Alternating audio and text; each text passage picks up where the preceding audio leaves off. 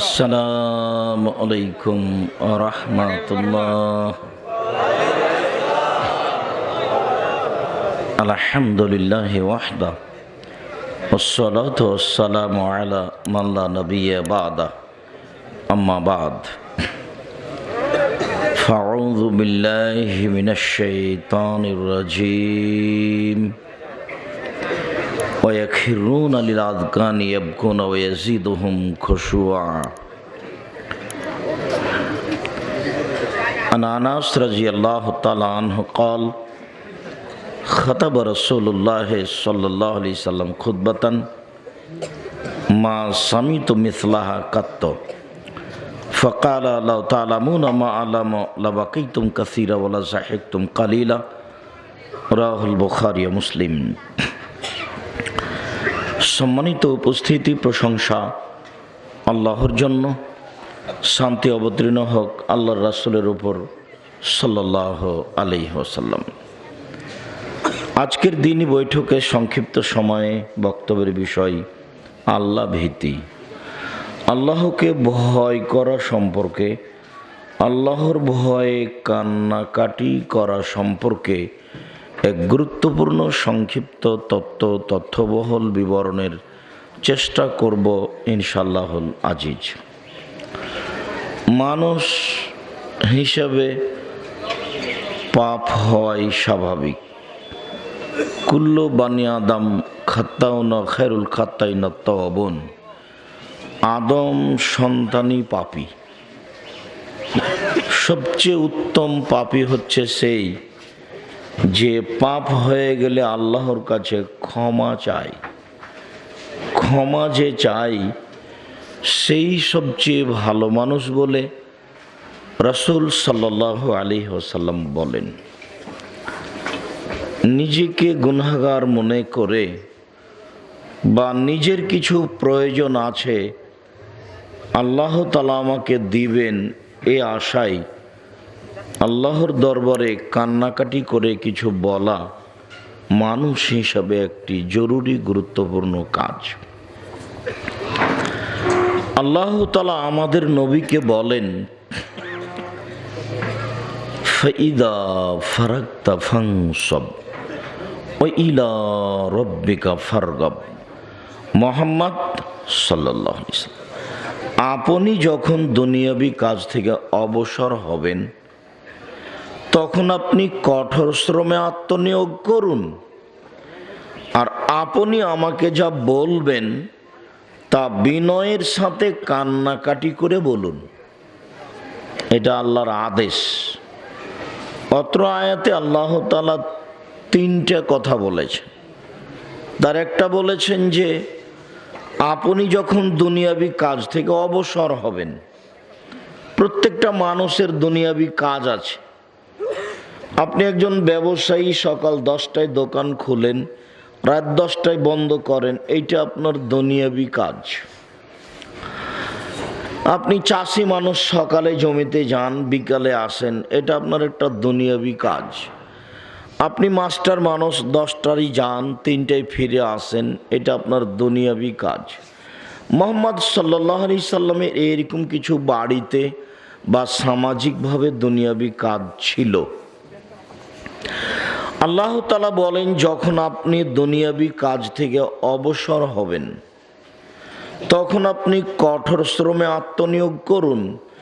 ইবাদত কোনোদিনই হালকা নয়। ইবাদতকে তার স্থানে টিকিয়ে রাখা সহজ নয়। যার কারণে রাসূল সাল্লাল্লাহু আলাইহি সাল্লাম বলেছেন যে আল্লাহর নিকটে আহাব্বুল আমাল ইলাল্লাহে আদওয়ামু ওয়াইন কাল্লা।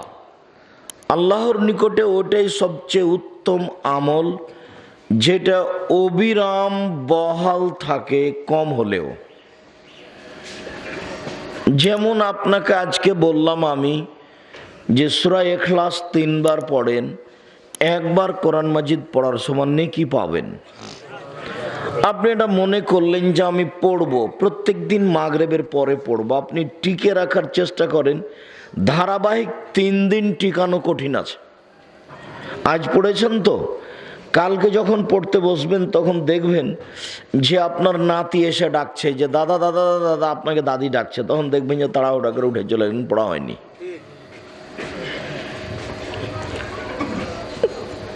যার জন্য এবাদত তার স্থানে বহাল রেখে টিকিয়ে রাখা কঠিন। আপনি কঠোর শ্রমে আত্মনিয়োগ করুন, মানে এবাদতে মনোনিবেশ করুন। তারপরে আপনি আমাকে যেটা বলবেন, কি আপনি বলতে চান, আপনি কি চান, যেইটা আপনি চান, যেইটা আপনি বলবেন, সেইটা আমাকে কান্নাকাটি করে বলুন, এমনি বলে হবে না। বিনয়ের সাথে বলুন। আপনারা তো ঢাকা শহরের কাছাকাছি মানুষ, দেখবেন আপনাদের পাশের মসজিদে মানুষ ইবাদত করছে, দোয়া করছে, আসসালামু আলাইকুম রহমতুল্লাহ, আসসালামু আলাইকুম রহমতুল্লাহ, আলহামদুলিল্লাহ রাব্বিল আলামিন বিহাক্কি লা ইলাহা ইল্লাল্লাহ। তো এখানে কোথায় আছে বিনয় আর কোথায় আছে কান্নাকাটি? আবার আহলে হাদিস হলে কি হবে, সবাই মিলে নামাজের পরে হাত তুলে দোয়া করছে, চিল্লা চিল্লি করে আমিন বলছে, আবার কাঁদছে, তখন সবাই সুর করে কাঁদছে। আবার ঈদের মাঠে দোয়া করছে, বেদাতে ভর্তি আছে তবু বলে আহলে হাদিস, বলছে আমরা জোর করে আহলে হাদিস, গায়ের জোরে এ কথা বলছে। তো হতে পারে, গায়ের জোরেও হতে পারে। তো এই বিষয়ে এক পর্যায়ে কথা আসবে ইনশাআল্লাহ। সম্মানিত দিনী ভাই বোন, আল্লাহ তাআলা আমাদেরকে বলছেন যেটা আপনি বলবেন বিনয়ের সাথে কান্নাকাটি করে বলুন। রংপুর, দিনাজপুর, লালমনিরহাট, নীলফামারী, কুড়িগ্রাম, পঞ্চগড়, ঠাকুরগাঁ, জয়পুরহাট, বগুড়া এইসব ডিস্ট্রিক্টের ভাষায় কাউ বাউ করে বলুন। চাঁপাইনবাবগঞ্জ, রাজশাহী, নাটোর এইসব ডিস্ট্রিক্টের ভাষায় হাত পা ধরে বলুন। ঢাকা, গাজীপুর, নরসিংদী, মুন্সিগঞ্জ, মানিকগঞ্জ এ ভাষা আমার জানা নেই, তবে কান্নাকাটি করে বলুন, এমনি নয়। এটা আল্লাহ বলছেন, আমাদের নবীকে আল্লাহ বলছেন, আপনি এমনি বলে হবে? আর আপনি যেভাবে বলবেন সেভাবে তিনি আছেন। আনাস রাদিয়াল্লাহু তাআলা আনহু বলেন, রাসূল সাল্লাল্লাহু আলাইহি ওয়াসাল্লাম বলেছেন, আল্লাহ তাআলা বলেন, মানে হাদিসে কুদসি, আল্লাহ তাআলা বলেন, ইবনে আদম মা দাওয়াতানি ওয়া রাজাওতানি, এ আদমের ছেলে মেয়ে শোনো, তুমি যেভাবে ডাকো আমি সেভাবে আছি, তুমি যেভাবে আশা পোষণ করো আমি সেভাবে পূর্ণ করে থাকি, তুমি যেভাবে ডাকো আমি সেভাবে আছি, তুমি যেভাবে আশা পোষণ করো সেভাবে আমি পূর্ণ করে থাকি। ওলা উবালি, আমি পরোয়া করি না তুমি কত বড় পাপী, আমি পরোয়া করি না তুমি কত বড় পাপী, আমি পরোয়া করি না তুমি কত বড় পাপী, তুমি যেভাবে ডাকো আমি সেভাবে থাকি, তুমি যেভাবে আশা পোষণ করো আমি সেভাবে পূর্ণ করে থাকি। ডাকে কে? ডাকেই না তো। ডাকার সময়ই কোথায়? জমি জায়গা আছে, ঢাকা শহরের পাশে বাড়ি, কোটি টাকা দাম জমির, বাড়িঘর পাকা হয়েছে, নাতি নিয়ে খেলতে খেলতে হাসতে হাসতে সময় যাচ্ছে, নাতি দৌড়াচ্ছে, নাতনি দৌড়াচ্ছে, আসো বুবু আসো, কি চাও বুবু, ওরে আমার সোনামণি, তাকে নিয়ে কত ব্যস্ত, একটু কান্নাকাটি করার সময় নেই, একটু সময় কেউ বের করার প্রয়োজন মনে করে না। আরো ধ্বংস ডেকে নিয়ে এসেছে নির্বাচন, দলীয় ক্ষমতা, আর একজনের বদনাম না করলে দিন কাটে না। আপনি কি করবেন এগুলো করে? কি করবেন? কোনো তো পথ নেই। কতদিন যে আপনাকে আমি বললাম যে বাঁচার তিনটে পথ, কোনোদিন আপনি খেয়াল করলেন না। প্রায় বক্তব্যে আছে যে রাসূল সাল্লাল্লাহু আলাইহি সাল্লামকে জিজ্ঞাসা করা হলো, মান্নাজাত, বাঁচার পথ কি, জাহান্নাম থেকে বাঁচবো কি করে, বাঁচার পথ কি? তো রাসূল সাল্লাল্লাহু আলাইহি সাল্লাম এক নম্বরে বললেন, আলজামলে সানাক, মুখ বন্ধ করো, বেঁচে যাবা, অপ্রয়োজনীয় কথা বলো না। আজকে আপনি সারা দিন দোকানে বসে কত কি যে আড্ডা পিটলেন আর কি যে বললেন, শুধু আজকের সারা দিনের যদি কথা জরিপ করেন তাহলে বিকেলে মনে হবে বা এখন মনে হবে জান্নাত আর হবে না। কারণ মুখখান যে আপনার কতভাবে ব্যবহার হলো, কার পক্ষে কার বিপক্ষে। অথচ আমি পরের বাক্যটা যখন অনুবাদ করেছি তখন আমি বলেছি, পরের বাক্যে রাসূল সাল্লাল্লাহু আলাইহি ওয়াসাল্লাম বলছেন ওয়ালিয়াসা বাইতুক, তুমি তোমার বাড়িকে প্রশস্ত করো, জরুরি প্রয়োজন ছাড়া বাড়ির বাইরে যাবা না।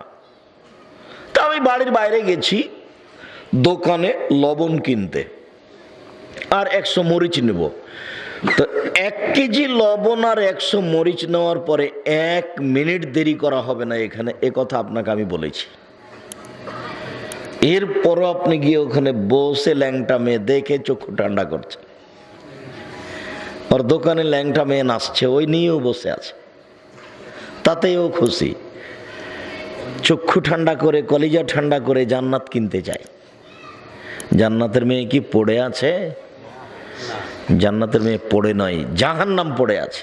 ওটা টাফ ব্যাপার। রাসূল সাল্লাল্লাহু আলাইহি ওয়াসাল্লাম বলছেন হুজবাতিন নার বিশাহওয়াত, জাহান্নাম ঘেরা আছে ইচ্ছে দিয়ে, প্রবৃত্তি দিয়ে। ও হুজবাতিল জান্নাত বিল মাকারিহি, জান্নাত ঘেরা আছে নিয়ম নীতি, কষ্ট ক্লেশ, ত্যাগ তিতিক্ষে, ইবাদত বন্দেগী, অনেক কিছু দিয়ে জান্নাত ঘেরা আছে।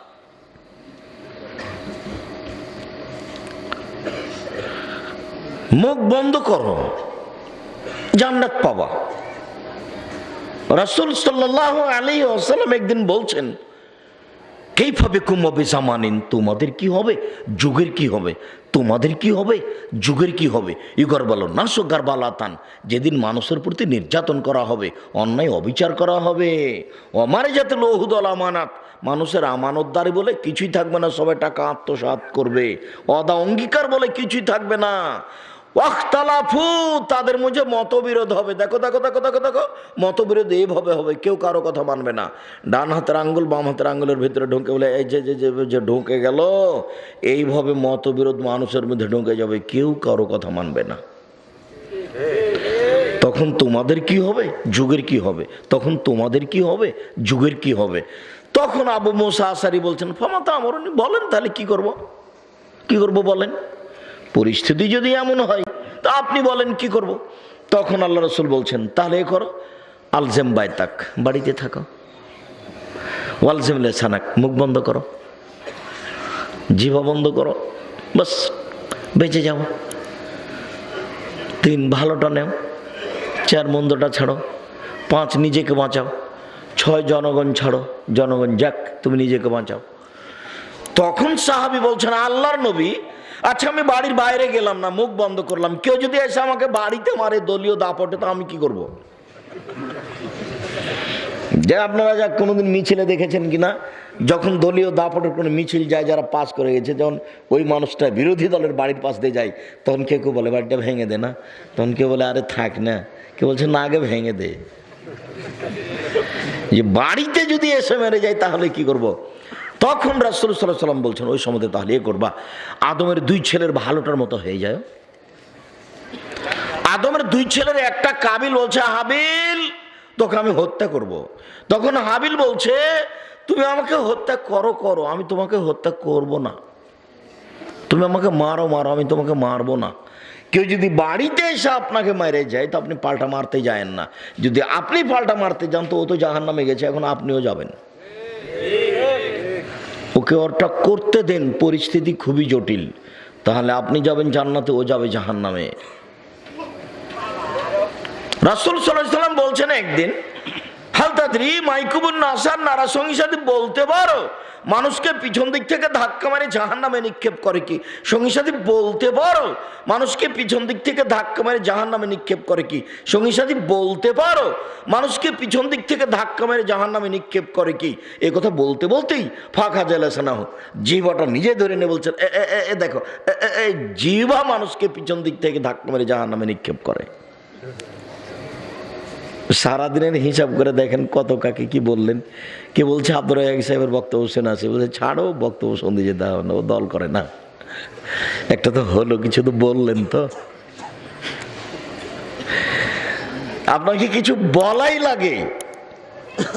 মুখ বন্ধ করার যে কত গুণ, জিভ আপনাকে কখন জাহান্নামে ঠেলে দিয়েছে আপনি বুঝতে পারেননি। জিভ আপনার বড় শত্রু, বিচারের মাঠে আটকা পড়বেন। জরুরি প্রয়োজন ছাড়া বাড়ির বাইরে যাবেন না, জান্নাত হবে। আপনি যেতে পাবেন, আপনার বউ তো বহু দূরের কথা। আর আপনার বউ নাকি বাজার না হলে আপনার নাকি হয় না, বউ নাকি বাজার করে। আপনি কি মরে গেছেন যে বউ বাজার করে? তোমার মাথায় কাপড় নাই কেন? ফাইজলামি করো। তোমার বাপ কাপুরুষ, তোমাকে কিছু বলে না। তুমি মনে করছো আমরাও কিছু বলবো না? তোমার মাথায় কাপড় নাই কেন? তোমার কেন শরম হয় না? তোমার কেন একটু লজ্জা বোধ হয় না?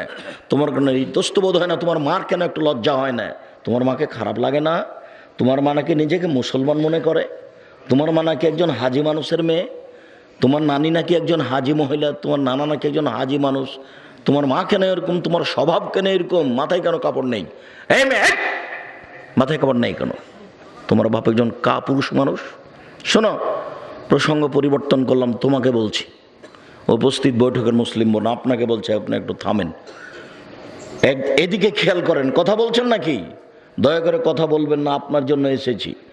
আপনাকে অনেক ভালোবাসি আমি, আপনি আমার দিনী বোন। এদিকে লক্ষ্য করেন, গল্প করবেন না। আর একজন যদি আপনার গায়ের উপরে দিয়ে চড়ে চলে যায়, আপনি মুখ খুলবেন না। পাথরের মতো বসে থাকেন, পাখি যেন মনে করে আপনি পাথর। আপনাকেই বলছি, এদিকে দেখেন, সংসার তো আপনি ধ্বংস করেছেন। আপনার পাশে একটা মেয়ে, আপনার মেয়ে বসে আছে, আপনি তাকে কিছু বলতে পারেন না। আপনি তো সংসার ধ্বংস করেছেন। চাঁপাইনবাবগঞ্জের ভাষাতে আপনি একজন হস্তিনী মহিলা। দেখবেন আপনি, আপনাকে আমি দেখাচ্ছি, এদিকে দেখেন, আপনি একটু খেয়াল করেন। আপনি আমার দিনী বোন, আপনাকে আমি খাটো করতে আসিনি, আপনাকে আমি তুচ্ছ করতে আসিনি। পরিবার আপনি নষ্ট করেছেন, একথা আপনাকে আমি বুঝাতে এসেছি। জাবের রাদিয়াল্লাহু তাআলা আনহু বলেন, আমরা একদা রাসূল সাল্লাল্লাহু আলাইহি সাল্লামের সাথে যুদ্ধ করে বাহির থেকে আসছিলাম, এখন মদিনায় ঢুকবো। তো আল্লাহ রসুল বলছেন, এই শোনো, সবাই বসো বসো বসো বসো, এখানে অবস্থান করো, আমরা এখানে রাতে থাকবো, সকালে বাড়ি যাব। তখন জাবের বলছেন, আল্লাহর নবী, আমি নতুন বিবাহ করেছি, আমাকে বাড়ি যেতে অনুমতি দেন। তো আল্লাহ রসুল একটু হেসে উঠে বলছেন, আরে বিক্রানাম সাইয়্যিব, কুমারী মেয়ে বিবাহ করেছো না তালাক প্রাপ্ত মেয়ে বিবাহ করেছো? তখন জাবের রাদিয়াল্লাহু আনহু বলছেন, সাইয়্যিব, তালাক প্রাপ্ত মেয়ে বিবাহ করেছি। আগে বিবাহ হয়েছিল, ওর স্বামী ছেড়ে দিয়েছে, আমি তাকে বিবাহ করেছি। তখন রাসূল সাল্লাল্লাহু আলাইহি সাল্লাম বললেন, হাল্লা বিক্রাম তুলাইবকা, আরে তুমি কুমারী মেয়ে কেন বিবাহ করলে না? তুমি তার সাথে খেলতে, ও তোমার সাথে খেলতো। তুমি কুমারী মেয়ে কেন বিবাহ করলে না? তুমি তার সাথে খেলতে, ও তোমার সাথে খেলতো। আল্লাহর নবী তো এই পর্যন্ত বললেন। এখন দেখেন তো জাবের রাদিয়াল্লাহু আনহু কি বলেন, এটা আপনাকে মনে করতে হবে।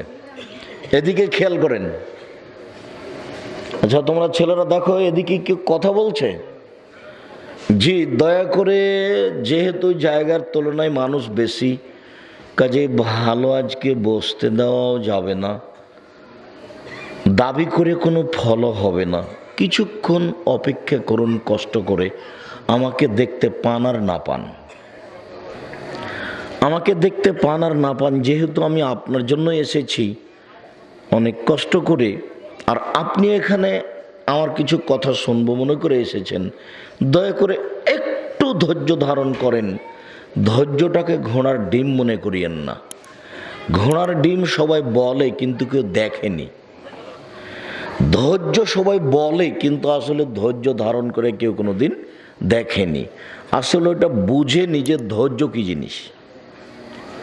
যখনই কেউ রাগ করে বলেছে দলীয় ক্ষমতায় যে তুই বের হয়ে, তখন এও পাল্টা বলেছে তুইও আয় না, তোকে দেখে নিচ্ছি।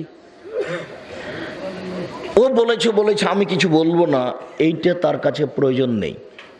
আচ্ছা, রিক্সাওয়ালা 20 টাকা ভাড়ায় নেই, 10 টাকায় বেশি চেয়েছে, এই যে রিক্সাওয়ালার সাথে ঝগড়া লাগিয়ে দিল। ধৈর্য বলে কোনো জিনিস নেই। কন্ডাক্টরের সাথে মারামারি লাগিয়ে দিচ্ছে 10 টাকা 5 টাকা নিয়ে, ধৈর্য বলে কোনো জিনিস নেই।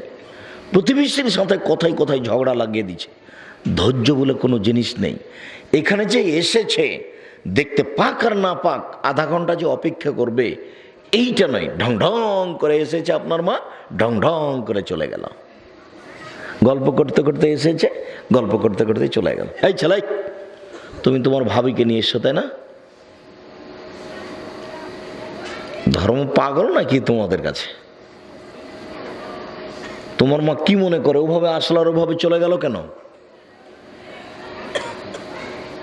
কি মনে করে? তোমার মাকে নিজেকে পশু প্রাণী মনে করে নাকি না মানুষ মনে করে? সম্মানিত দিনী ভাই বোন, এখন জাবের বলছেন আল্লাহর নবী, আমি তালাকপ্রাপ্ত মেয়ে কেন বিবাহ করলাম? দেখেন, আমার আব্বা উহুদের যুদ্ধে শহীদ হয়েছেন 6 জন মেয়ে রেখে, আমার 6 জন বোন আছে। আমার আব্বা উহুদের যুদ্ধে শহীদ হয়েছেন 6 জন মেয়ে রেখে, আমার 6 জন বোন আছে। আমার বোনদের সমবয়সের মেয়েকে আমি বিবাহ করা পছন্দ করিনি 4টি কারণে। আমার বোনদের সমবয়সের মেয়েকে আমি বিবাহ করা পছন্দ করিনি 4টি কারণে। এক, লেতুয়াদ্দেবাহুন্না, আমার স্ত্রী যেন আমার বোনদেরকে শিষ্টাচার দিতে পারে, শিষ্টাচার শিখিয়ে দিতে পারে। 2, অলেতুয়াল্লেমাহুন্না, আমার স্ত্রী যেন আমার বোনদেরকে শিখিয়ে দিতে পারে। 3, অলেতুরাজ্জেলাহুন্না, আমার স্ত্রী যেন আমার বোনদের মাথার চুল চিরুনি করে দিতে পারে।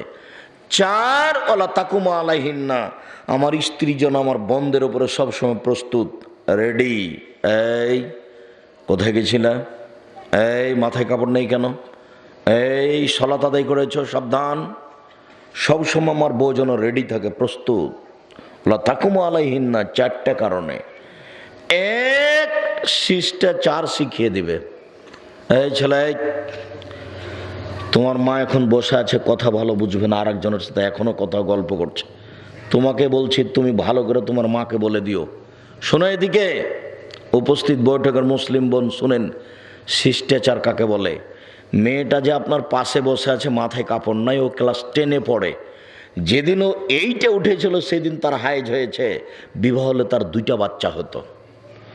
এখন তার মাথায় কাপড় নাই, বলেন এটা কোন শিষ্টাচার? আপনি কেমন মা? কিসের মা আপনি? এটা কোন শিষ্টাচার? এই যে এখানে আপনার ছেলেটা বসে আছে, যেখানে আপনার ছেলেটা বসে আছে, তার প্যান্টটা টাকনোর নিচে আছে। আপনি মা হিসাবে তার প্যান্টটা রোজ পরিষ্কার করেন, শুকাতে দেন, আর সেই প্যান্টটা টাকনোর নিচে থাকে, আপনাকে একটু খারাপ লাগে না? আপনি আবার মা। এইটা কোন শিষ্টাচার? এটা কোন শিষ্টাচার? আপনার চোখের সামনে আপনার বাচ্চাটা রোজ বাম হাতে পানি খাচ্ছে খেতে বসে, আপনি একটু কিছুই বলেন না? ছি ছি ছি, আব্বু আব্বু আব্বু, ডান হাতে ধরাবো, ডান হাতে ধরাবো, ডান হাতে ধরাবো। শয়তান বাম হাতে খায়, আপনি একটু বলতে পারেন না? শিষ্টাচার কাকে বলে? কি শিষ্টাচার আপনি বাচ্চাদেরকে শিখিয়ে দেন? আপনার চোখের সামনে আপনার বাচ্চারা সবাই মোবাইল অন করে দিয়ে বলছে হ্যালো হ্যালো বলে কুকুরকে ডাকে। দিন রাত আমি বলে আসছি যে মোবাইলে রিং হচ্ছে, অন করে বলবেন আসসালামু আলাইকুম।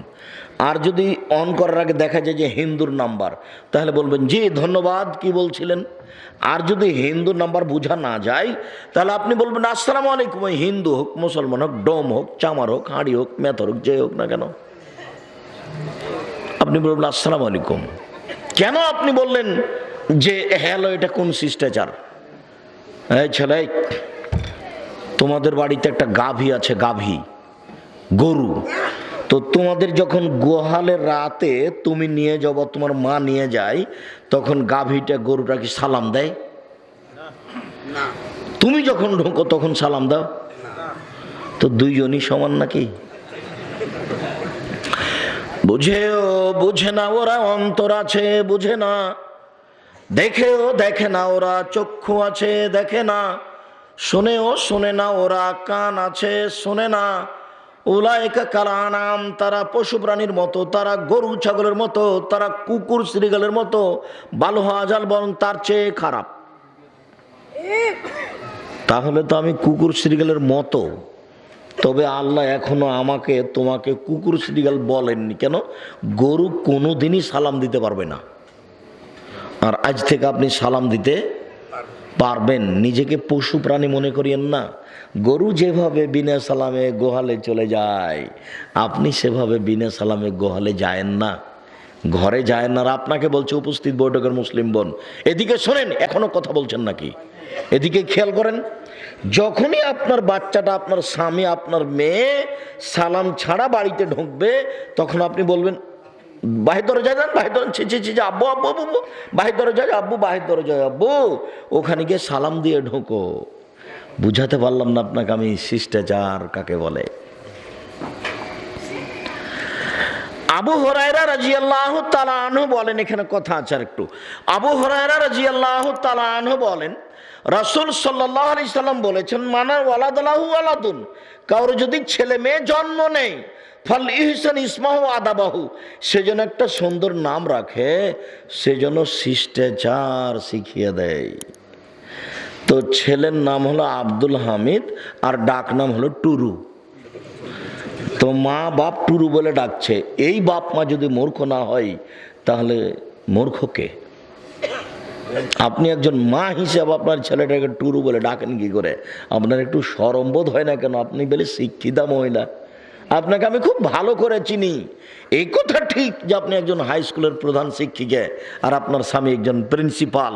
তা আপনারা দুই দিকে বসে থাকেন, আপনার মধ্যে ছেলেটা দুই কান ইয়ারফোন লাগিয়ে গান শোনে, আপনারা দুইজন দুই দিকে বসে আছেন। এইটা শিষ্টাচার? শিষ্টাচার আপনি আমাকে দেখাতে এসেছেন? সম্মানিত দিনী বোন, আপনাকে আমি অনুরোধ জানাচ্ছি, আজকেই পরিবর্তন হতে হবে। আজকে এই অংশের আলোচনায় আপনার সাথে আরো আমার জোরালো পরামর্শ। এইদিকে দেখেন, আমার বউ আমার বোনদেরকে শিখিয়ে দিবে। কি শিখিয়ে দেবেন আপনি? বাচ্চাটা যখন ঘুম থেকে উঠেছে, তখন বাচ্চাটাকে কোলে নিয়ে, আম্মু বলো, আম্মু আলহামদুলিল্লাহিল্লাযী আহয়ানা বা'দামা আমাতানা ওয়া ইলাইহিন নুশুর। আমি সে আল্লাহর প্রশংসা করছি যার নামে মারা গেছিলাম, যে আমাকে মৃত্যু দিয়েছিল, আবার সে আমাকে জীবিত করলো। আমি প্রশংসা তার করি। একটু বাচ্চাটাকে ঘুম থেকে উঠাবেন, তখন করে নিয়ে এভাবে বলবেন। শিখে দিতে পারেন না? করেছেন কোনো দিন? আপনি নাকি ভালো রান্না করতে পারেন, সেজন্য আপনার স্বামী খুব প্রশংসা করে। শোনেন, আপনাকে বলছি, এই বউ পাল্টাতে হবে, বউ চলবে না। আমি আদেশ করিনি, তবে আপনাকে আমি বলছি, পরামর্শ দিচ্ছি, এ দিয়ে সংসার চলবে না। এই সংসার বুঝে না, এই সংসারকে কবর দিয়েছে। আপনি আমাকে বুঝাতে পারেননি, আপনাকে আমি এখনো বুঝাতে পারিনি সংসার কাকে বলে, মা কাকে বলে। আবারও ভালো করে বুঝেন। এক, আমার বোনদেরকে শিষ্টাচার শিখাবে। দুই, আমার বোনদেরকে বিদ্যা শিখিয়ে দিবে।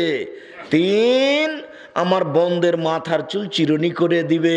সৌদি আরবে শুধু জন্মের 7ম দিনে মেয়ের মাথার চুল নেড়ে করা হয়, আর কোনোদিন চুল ছোট করতে পাবে না, একবারে হারাম। তো ছোট বাচ্চার মাথায় বড় বড় চুল থাকে, যার জন্য মায়েরা লাঠি নিয়ে বসে মাথার চুল চিরুনি করার জন্য আর বেনি করার জন্য। 4, সবসময় প্রস্তুত থাকবে। প্রস্তুত, এক মিনিট এদিকে খেয়াল করেন, প্রস্তুত কাকে বলে? আপনার স্ত্রী মাগরিবের সালাত আদায় করেছে, সুন্নাত পড়বে, তো একটু তাসবিহ তাহলিল করতে দেরি হয়েছে, তো আপনার ওই ছোট ছেলেটা মসজিদ থেকে 10 মিনিট দেরিতে ঢুকেছে বাড়িতে। অন্য দিন সময়ে ঢোকে 10 মিনিট আগে, আজকে 10 মিনিট দেরিতে। আপনার স্ত্রী সুন্নাত পড়তে যাবে, আল্লাহু আকবার বলছে, এমন অবস্থায় ওই ছেলে সালাম দিয়েছে, আপনার স্ত্রী আর সুন্নাত পড়তে পাবে না। আব্বু আহমাদ, জি আম্মা। আব্বু 10 মিনিট কোথায় লেট হলো আম্মা? আব্বু 10 মিনিট লেট হলো কোথায়? এই 10 মিনিটের তল্লাশি চালাতে হবে। এই তল্লাশি চালানো আপনার স্ত্রীর জন্য ফরজ, আর এখন সুন্নাত পড়া হলো সুন্নাত। বুঝাতে পারিনি কথা? আমি আপনাকে এই বাক্যটা বুঝাতে পারলাম না যে জাবের বলছেন আমার স্ত্রী আমার বোনদের প্রতি রেডি, তাকুমা প্রস্তুত। এটি কি কথা? এই বাক্যটা কি? আপনার কাছে 2-1 পয়সা দাম আছে? এটার কি বাক্য? এটা ও কি জানে মা কাকে বলে? নিজে কোনোদিন ভাবেনি যে মা কাকে বলে। যদি আমার বক্তব্য আর না হয়, আজকের মতো এই পর্যন্তই যদি হয় তবু যথেষ্ট, সব পরিশ্রম যথেষ্ট। হাদিস বুখারী মুসলিম। মানে আম গাছে জাম ধরতে পারে ধরে না, অমাবস্যা রাতে চাঁদ উঠতে পারে উঠে না, সুঁয়ের ছিদ্রদের লাঙ্গলের ফল ঢুকতে পারে ঢোকে না, সুঁয়ের ছিদ্রদের লাঙ্গলের ফল ঢুকে যেতে পারে, আম গাছে জাম ধরে যেতে পারে, অমাবস্যা রাতে চাঁদ উঠে যেতে পারে। আমি যে কথা বলছি এতে সন্দেহ আছে বলে কিয়ামত পর্যন্ত চেষ্টা করলে সরিষা ঢোকানো যাবে না। তার নাম বুখারী মুসলিম। আবারও বুঝে দেখেন, বলছেন আমি এমন মেয়েকে বিবাহ করেছি যে আমার বোনদেরকে দেখতে পারবে, 1 শিষ্টাচার শিখিয়ে দিবে, 2 বিদ্যা শিখিয়ে দিবে, 3 মাথার চুল চিরনি করে দিয়ে পরিপাটি করে রাখবে, 4 সর্বদা প্রস্তুত থাকবে আমার বন্ধের উপরে, পাহারাদার। মা তাহলে বাচ্চাদের উপরে পাহারাদার। তো আপনার মেয়ে এখন বসে আছে মাথায় কাপড় না দিয়ে, জবাব আমি দিব? জন্ম দিয়েছেন আপনি, জবাব দিয়ে না আপনি, আমি দিব কেন? আমি দিব কেন? ছেলের ভালো নাম রেখেছেন আব্দুল হামিদ আর ডাক নাম রেখেছেন টুরু। আপনার মতো বাপ থাকার চেয়ে না থাকাই ভালো। আজ থেকে তোবা করেছেন, আর কোনোদিন ডাক নাম ডাকবেন না, যেটা রেখেছেন সেটা ডাকবেন। ডাক নাম কোনোদিন ডাকবেন না। নিজেকে বাপ মনে করিয়েন, নিজেকে মনে করেন যে আমি বাপ। নিজেকে তো কোনোদিন বাপ মনে করলেন না। বিবাহের সূচনা থেকে তো হারাম। এটা তো আবার ঢাকা, মানে ঢাকার অন্তর্ভুক্ত নাকি? কোন থানা এটা? আশুলিয়া থানা, মানে ঢাকার মধ্যেই তো। তার মানে কনে যাই বরের বাড়িতে হলুদ মাখতে, আর বর আছে কনের বাড়িতে হলুদ মাখতে। মানে জেনা আগেই হয়েছে, তো এই দিয়ে আর কি হবে? বাসের ঘর সাজিয়েছে ভাবি, মানে জেনা আগে থেকেই চলছে। আব্দুর রাজাক সাহেব বলেছেন, একটু পরে বলবে, আব্দুর রাজাক সাহেব বলেছেন যে খবর পড়ছে একটা মেয়ে, তার দিকে তুমি এভাবে চোখ লাগিয়ে খবর শুনছো, এটা কি চলবে? এভাবে থাকতে হবে। একজন পতিতালয়ের মুখের উপরে তাকিয়ে তুমি খবর শোনো, তখনও তুমি পরেজগার। তখন একটা ছেলে বলছে, আব্দুর রাজাক সাহেব আপনাকে আমি তো খুব ভালোবাসি, তো যে সংবাদ পড়ছে তাকে আপনি পতিতালয়ের মেয়ে বললেন, এটা কেমন হয়? তখন আমি বলছি, শোনো, শতদিন বলেছি, আজও বলছি, আমি প্রমাণ করতে না পারলে বক্তব্য দিব না বেটা। আজও বলছি, প্রত্যেকটা বক্তব্যে আছে, প্রায় বক্তব্যে আছে 2টা কথা, যে দুনিয়াতে 2টা পাপ আছে মানুষ না করে পাপী। দুনিয়াতে 2টা পাপ আছে মানুষ না করে পাপী।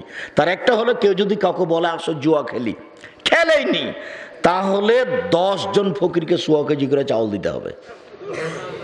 ও কিন্তু জুয়া খেলেনি, খালি কি বলেছে? আসো জুয়া খেলি। এক আশ্চর্য পাপ। আরেকটা পাপ আছে দুনিয়াতে, না করে এই পাপী।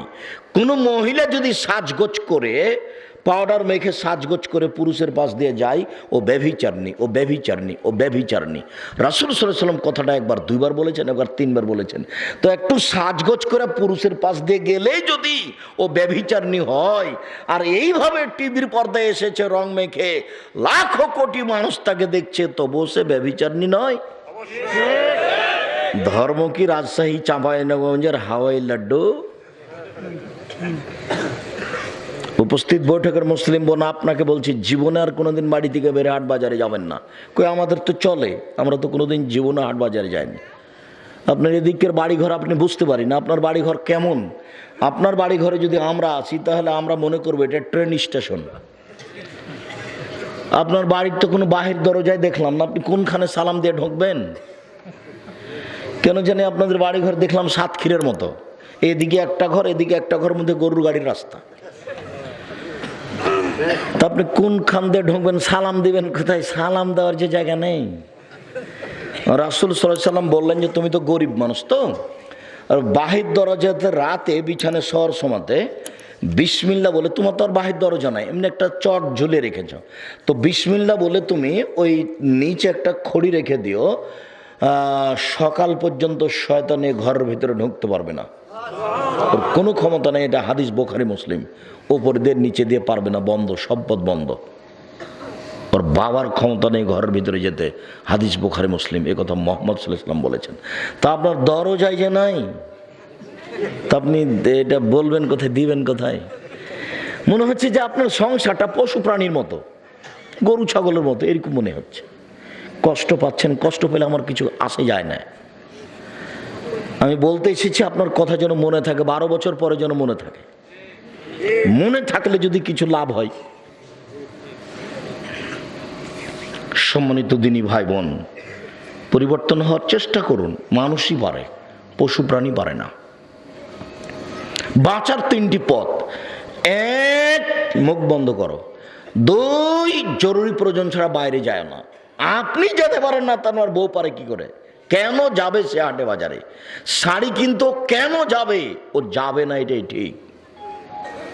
আপনি নিয়ে এসে দিবেন, যেটা আপনাকে ভালো লাগে সেটা নিয়ে এসে দিবেন। যদি খালি একটু চোখ গরম করে 19-20 করে লাঠি দিয়ে ঠিক করবেন। ওকে এই কথাই বলতে হবে, তুমি যেটা ভালো মনে করো আমি তাতে খুশি, তোমার ভালোটাতেই আমি ভালো, আমার কোনো মন্তব্যের নাম ভালো নয়। আমি নিজেকে তোমার ভালোবাসার কাছে বিলিয়ে দিতে চাই। কখনো আপনি আপনার স্ত্রীকে গালি দিবেন না, নিন্দা করবেন না, খালি প্রশংসা করবেন। ভুলেও কখনো বলবেন না যে তোমার ঠোঁটটা মোটা। একবার বললে কিন্তু 10 বছর ভালোবাসবে না। খালি প্রশংসা করবেন আর আদর করবেন। ওরাই এত আদরের, ওরাই এত আদরের, ওরাই এত আদরের। ওরা হচ্ছে বগুড়া সোনাতলা হাটের আদরের মালসা। ওদের আদর করতে হয়, ওদের ঢেকে রাখতে হয়, ওদের ঘেরে রাখতে হয়। ওরা খুব দামি জিনিস, ওদেরকে বাইরে নিয়ে যেতে হয় না। ওদের মতো দামি সম্পদ পৃথিবীতে নেই।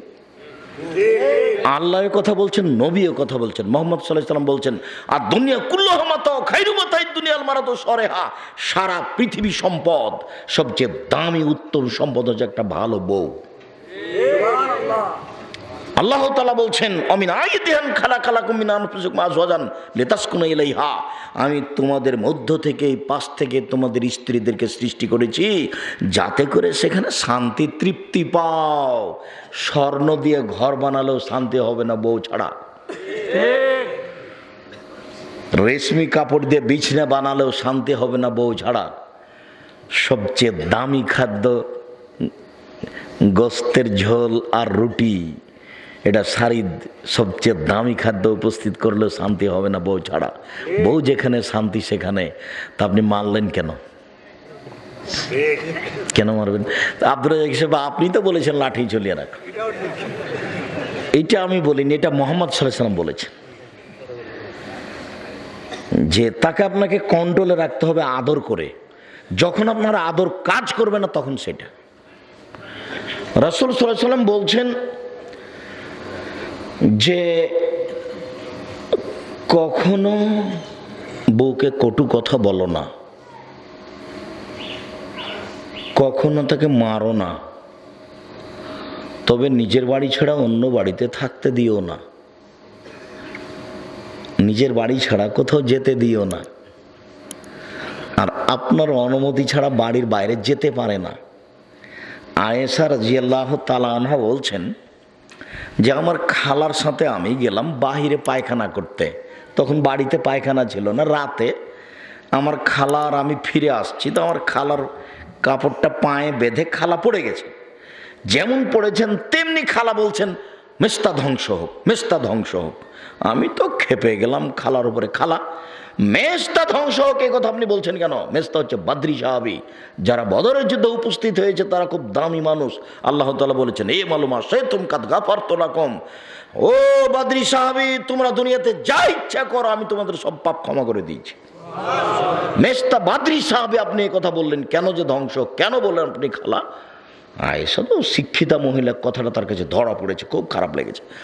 তখন রংপুর, দিনাজপুর, গাইবান্ধা, বগুড়ার ভাষায় খালা বলছেন, ধুরহান্দা, তুই জানিস তোর ব্যাপারে মেস্তা কি বলেছে? কি বলেছে খালা? মেস্তা বলেছে তুই নাকি সাফনের মুআত্তালের সাথে জেনা করেছিস। নাউজুবিল্লাহ মিন জালিক। খালা, এই কথা কি আল্লাহ নবী জানেন? হ্যাঁ জানেন। খালা, এই কথা কি আমার আব্বা জানেন? হ্যাঁ জানেন। খালা, এই কথা কি আমার মা জানে? হ্যাঁ জানে। তো আচ্ছা, একবারে চোখের পানি আসলো। তখনই একটু পরে মুহাম্মদ সাল্লাল্লাহু আলাইহি ওয়াসাল্লাম বাড়িতে ঢুকেছেন। তখন বলছেন, আমাকে আমার বাড়ি যেতে, আব্বার বাড়ি যেতে অনুমতি দেন। আমি এই বাক্যটা আপনার সামনে ব্যবহার করতে চাচ্ছি। পৃথিবীর সবচেয়ে দামি মহিলা স্বামীকে না বলে বাড়ির বাইরে যেতে পারছে না, বলছে আমাকে বাড়ি যেতে অনুমতি দেন। আপনার স্ত্রী আপনার না থাকাতে বাজার গেল কেন? বাজার যেতে পারে না, লাঠি দিয়ে ঠিক করেন থাকে। বাজার যাবে কেন? আপনি না খেয়ে থাকেন সে ভালো, ও নিজে বাজার করতে যাবে না। কেন যাবে? নিরুপায়, সেটা ভিন্ন কথা। কেন হাট বাজার করবে?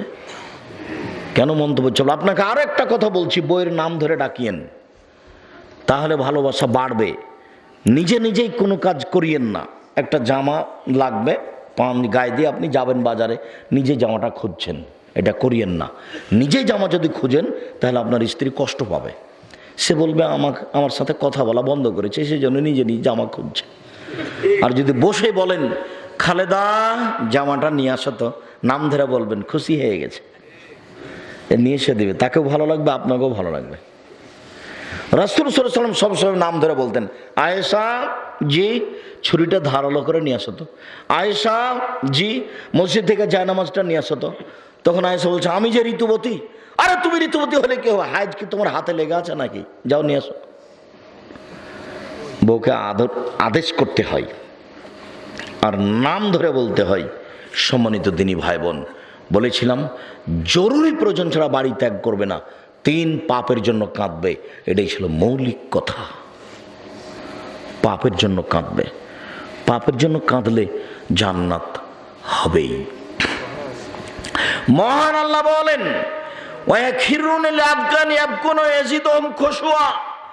পৃথিবীতে হাজারো লক্ষ কোটি মানুষ আল্লাহর ভয়ে কেঁদে মাটিতে লুটিয়ে পড়ে। তাদের কান্নার শব্দ তাদের ভীতিকে আরো বেশি করে দেয়। সময় বের করতে হবে একটু কান্নাকাটির জন্য। নির্জনে রাতে 2 রাকাত সালাত আদায় করে কান্নাকাটি করে তার কাছে কিছু বলতে হবে। আমি কান্নাকাটি করি না এর অর্থ এই নয় যে পৃথিবীতে কেউ কাঁদে না, এটা কথা নয়। আল্লাহ বলছেন যে হাজারো মানুষ, পৃথিবীতে লক্ষ কোটি মানুষ কেঁদে লুটিয়ে পড়ে। যখন বেশি চোখের পানি ঝরঝর করে ঝরবে তখন আপনি সিজদায় পড়ে যান, সিজদায় পড়ে গিয়ে কাঁদবেন। তখন আল্লাহ বলবেন লোকটা আমার কাছে ক্ষমা চাচ্ছে, সত্যিই ক্ষমা চাচ্ছে। আরে হুমসি খেলে এগুলো বলে হবে? খুব দোয়া করেছি কবুল হয় না। কত দোয়া করলাম, কবুল হয় না। রাসূল সাল্লাল্লাহু আলাইহি সাল্লাম বলছেন যে আদম ছেলে আদম সন্তানের দোয়া 3টি কারণে কবুল হয় না। এক, বেকাতিয়াত রাহিমিন, সম্পর্ক ছিন্ন করার দোয়া করলে কবুল হবে না। সম্পর্ক ছিন্ন কি? স্ত্রীকে বলছে তোর বাপের বাড়ি আর কোনোদিন যাব না। কি দিতে চেয়েছিল মনে হয় দেয়নি, সেজন্য বলছে আল্লাহ যেন তোর বাপের বাড়ি আর কোনোদিন নিয়ে না যায়। এইরকম কথা আল্লাহর দরবারে কবুল হবে না। 2, ইসমিন, পাপের দোয়া কবুল হবে না। আল্লাহ জেনা করছি কেউ যেন না দেখে, এটা হলো পাপের দোয়া। এরকম দোয়া আল্লাহর দরবারে কবুল হবে না। 3, অলিস্তেজালত, তাড়াহুড়া করলে দোয়া কবুল হবে না। এই শব্দটা বলতেই সাহাবীগণ বলছেন অমাল ইস্তেজালো, তাড়াহুড়া কি জিনিস? আগের 2টা তো ঠিকই বুঝলাম, সম্পর্ক ছিন্ন করার দোয়া করলে কবুল হয় না, ভালো বুঝেছি। পাপ করার জন্য দোয়া করলে কবুল হয় না, ভালো বুঝেছি। কিন্তু তাড়াহুড়া করলে দোয়া কবুল হয় না, এইটা যে বুঝতে পারলাম না। সাহাবীগণ বলছেন, তখন আল্লাহ রাসূল বলছেন শোনো শোনো শোনো, বুঝতে পারলে না? মানুষে বলে একুলো, মানুষে বলে দাও তো ফালা মারা ইস্তাজাবালি ফায়াস্তাসেরো ফায়াদুদ দোয়া। মানুষে বলে দোয়া করেছি, কত দোয়া করলাম, কই দোয়া কবুল হয় না, তারপরে অলস হয়ে যায়, তারপরে দোয়া ছেড়ে দেয়, এই দোয়া কবুল হবে না। তাহলে এখানে একটু কথা বলি 1 মিনিট। রাসূল সাল্লাল্লাহু আলাইহি সাল্লাম যখন সিজদায় যেতেন তা আবু জাহলকে খুব খারাপ লাগতো। তা আবু জাহল একবার বলছে এই শোনো শোনো শোনো শোনো, মোহাম্মদ যখন সিজদায় যাবে তার মাথায় ভুঁড়ি চাপিয়ে দিতে হবে। কে পারে? বলে আমি পারি। যখন সিজদায় গেছে তোমার চাপিয়ে দাও, একটা উঁটের ভুঁড়ি নিয়েছে মোহাম্মদ সাল্লাল্লাহু আলাইহি ওয়াসাল্লামের মাথার উপরে চাপিয়ে দিয়েছে। কেউ বলল ফাতেমা ফাতেমা ফাতেমা তোমার আব্বা যার সিজদা থেকে উঠতে পারছে না, এই ঘটনা। তো ফাতেমা দৌড়িয়ে বের হয়ে ভুঁড়িটা সরিয়ে দিয়ে এদেরকে গালি দেওয়ার চেষ্টা করলেন। আল্লাহ রাসূল সালাত শেষ করে বলছেন, আল্লাহ ওদবাকে ধ্বংস করো, সাহেবাকে ধ্বংস করো, ওয়ালিদিন মুগিরাকে ধ্বংস করো।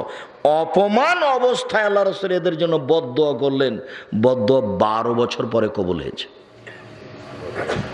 তো নবীর দোয়া অপমান অবস্থায় যদি 12 বছর পরে হয়, তো আপনারটা কখন হবে? আপনি এত তাড়াতাড়ি করলেন কেন? যে 2 মাস 1 মাস 15 দিনে একদিন দোয়া করার পরে বলছে করেছি, হয়নি। তাড়াহুড়া করলে দোয়া কবুল হবে না। আরো একটা কথা দেখবেন, এদিকে দেখেন, 1 মিনিট। দোয়া দেরিতে কবুল হয় এক ভালো মানুষের, তা একটু দেখাতে গিয়ে ইয়াকুব আলাইহিস সালামের বাকি ছেলেরা বলছে, আব্বা আপনি ইউসুফকে আমাদের সাথে একটু বাইরে যেতে দেন না কেন? ওকে আমরা কত ভালোবাসি, ও আমাদের কাপড় চোপড় নিয়ে থাকবে, খেলাবে। তখন ইয়াকুব বলছেন, না না না না, ওকে বাঘে ধরে খাবে, তোমরা খেয়াল করতে পারবো না। বলেন কি, আমরা এক জামাত আছি ভাই, ওকে বাঘে খাবে মানে বাঘে খাবে না, আপনি সাথে দিয়ে দেন। তো নিয়ে যাও, গেছে, দিয়ে ওকে এই দাঁড়ায় ফেলে দিয়েছে। দিয়ে এখন একটা কাপড়ে জামাতে রক্ত লাগিয়ে নিয়ে এসেছে, কিন্তু জামাটা ছিঁড়া ছোড়া হয়নি। বাঘে খেলে তো জামাটা কি হবে? ছিঁড়ে যাবে। কিন্তু ঝকঝকে জামাতে রক্ত মাখে নিয়েছে। বলছে, আব্বা এ দেখেন, আপনি তো বিশ্বাস করবেন না, এ দেখেন। তখন তার আব্বা বললেন, হ্যাঁ তোমরা কথা বানিয়ে নিয়েছো, আমার এখন ধৈর্য ধারণ করাই ভালো। আচ্ছা হলো, ইদারা থেকে উঠানো হলো, বিক্রি করা হলো বাদশার কাছে। বাদশা তাকে লালন পালন করলেন। কত ঘটনা আসলো, ঘটনা তো আপনাদের জানা আছে। জুলেখা একদিন সব দরজা বন্ধ করে দিয়ে বলল, ইউসুফ তুমি আমার সাথে জেনায় লিপ্ত হও। তখন ইউসুফ বললেন, মাআযাল্লাহ, আমি আল্লাহর কাছে আশ্রয় চাই, আমি তোমার সাথে জেনা করব না। শোনো, যে লোকটা আমাকে ভালো থাকতে দিয়েছে, ভালো খেতে দিয়েছে, আমি তার আমানতের খেয়ানত করতে পারি না, আমি জালেম হয়ে যাব, আমি অন্যায় করতে পারি না। চোরে শোনে না ধর্মের কথা। এই কথা বলে যখন ইউসুফ পালাতে লাগলেন, তখন জুলেখা পিছন দিক থেকে জামা টেনে ধরলো, ছিঁড়ে থেকে গেল জামা। জোর করে ইউসুফ চলে গেলেন। দরজা খোলা ছিল কি বন্ধ ছিল বোঝা গেল না। আগে আগে বের হলেন তিনি, তবে জুলেখা বন্ধ করেছিল দরজা, এইটা কোরআন মাজিদে বোঝা যায়। কিভাবে তিনি খুলে বের হলেন তা বোঝা গেল না। আগে আগে বের হলেন ইউসুফ আলাইহিস সালাম, পিছনে পিছনে বের হলো জুলেখা। সেখানেই ছিল জুলেখার স্বামী, এক জায়গায় 3 জন। চট করে জুলেখা কথা উল্টিয়ে দিল, জীবনে কোনোদিন এই স্ত্রীকে সব কথা বলিয়েন না। এই ছেলে, এই বোকা ছেলে, কোনো মেয়ের প্রেমে পড়ো না, নাহলে তোমার সমলে তোমাকে ধ্বংস করবে ও। তুমি যাবা, তোমার বংশ যাবে, তোমার জাতি যাবে, তোমার বাপ যাবে, তোমার মা যাবে, তোমার 14 গোষ্ঠী হারিয়ে যাবে। জীবনে কোনোদিন তার মিঠা কথায় পড়ো না, তুমি চিনতে পারোনি নারী কি জিনিস। এদিকে দেখো বেটা, এদিকে দেখো, আবার খেয়াল করছো, এদিকে দেখো। এখনই যে মেয়েটা সব দরজা বন্ধ করেছে জেনা করার জন্য, সেই মেয়েটা এখনই চট করে উল্টিয়ে বলছে, যে আপনার স্ত্রীর সাথে জেনা করতে চায় তার কি শাস্তি হতে পারে?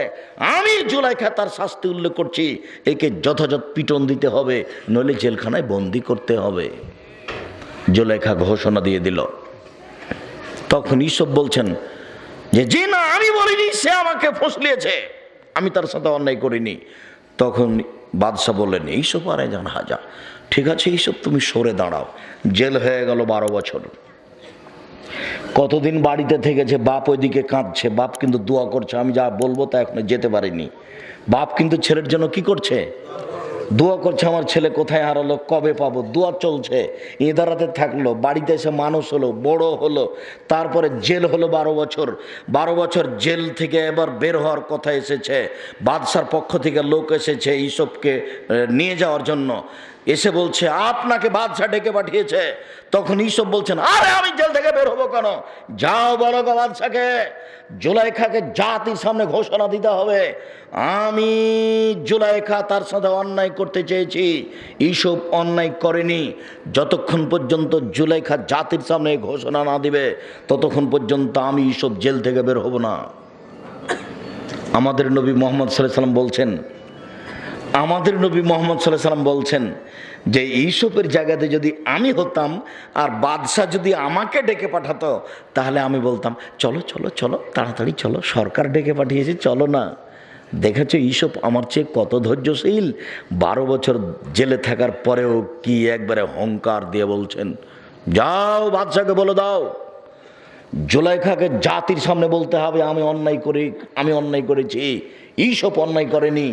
এই কথা ঘোষণা না দেওয়া পর্যন্ত আমি ইউসুফ জেল থেকে বের হব না। এবার জুলাইখা বলল জাতির সামনে, জি হ্যাঁ অন্যায় আমি করেছি, ইউসুফ অন্যায় করেনি। তখন তিনি জেল থেকে বের হলেন। তার অনেক দিন পরে বাপ আসলেন ছেলের কাছে, বাপ বেটায় সাক্ষাৎ হলো। তখন বুঝতে পারলেন যে ইউসুফ স্বপ্নে দেখেছিলেন 12টা চন্দ্র সূর্য তার কাছে মাথা নত করছে, পায়ের নিচে আসছে।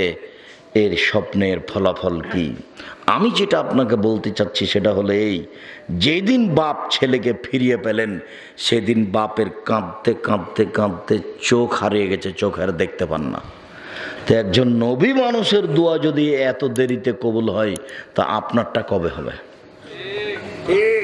কেন আপনি তাড়াহুড়া করলেন? কেন আপনি তাড়াহুড়া করবেন? কেন আপনি দোয়া ছেড়ে দিবেন? আপনি যেটা চাচ্ছেন চাইতে থাকেন, চাইতে থাকেন, চাইতে থাকেন। ঢাকায় একটা 20 তলা বাড়ি আল্লাহর কাছে চান না? তার রহমতের অভাব আছে? আমি মাঝে মধ্যে আল্লাহকে বলি যে আব্দুল্লাহকে তুমি যদি আলবানি করো তো তোমার রহমত কমে যাবে কি?